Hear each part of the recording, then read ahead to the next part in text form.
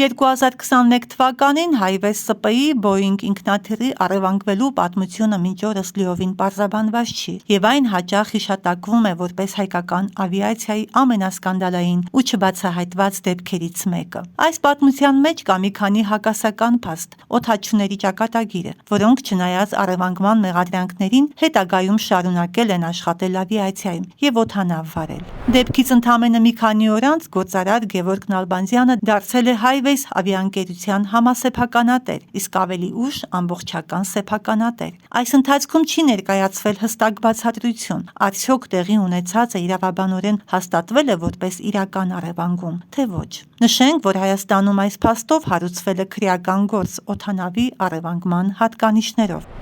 Մեր պարզաբանման մեջ կար, որ Գևորգ Նալբանդյանը բաժնետոմսերը ձեռքաբերվել, երբ որ արդեն այդ դեպքը տեղի է ունեցել։ Մենք դրա հետ որևէ առնչություն չունենք։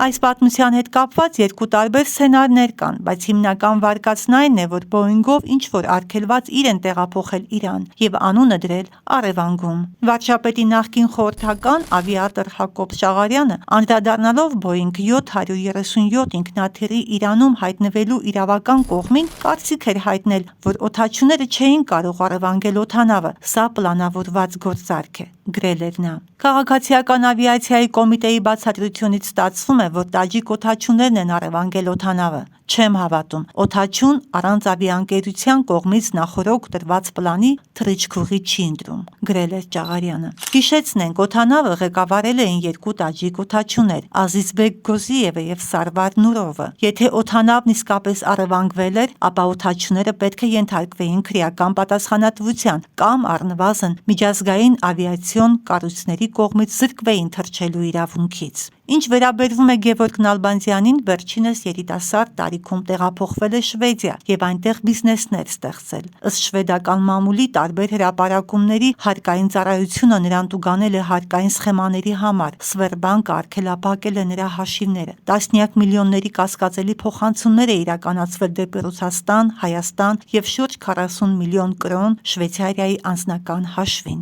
2022-ից 23 թվականներին նրա քաղաքացիությունը փոխվել է շվեդականից դեպի հայկական։ Դրանից հետո նա ակտիվորեն սկսել է բիզնեսներ ձեռք բերել Հայաստանում։ Հայաստանում Նալբանդյանը դարձել է մի շարք ընկերությունների իրական սեփականատեր, այդ թվում Highways ավիաընկերության, ռադիովանի, սննդի եւ արտադրական ընկերությունների, գինու, պահածոների, կահույքի եւ այլն։ 2021 թվականի փետրվարին Գևորգ Նալբանդյանը դարձել է Highways ավիաընկերության մասնակից 50%-ով, իսկ 2025-ի մայիսին 100%-ով։ Հասմիկ Մովսիսյան, Օրագիր Նյուզ։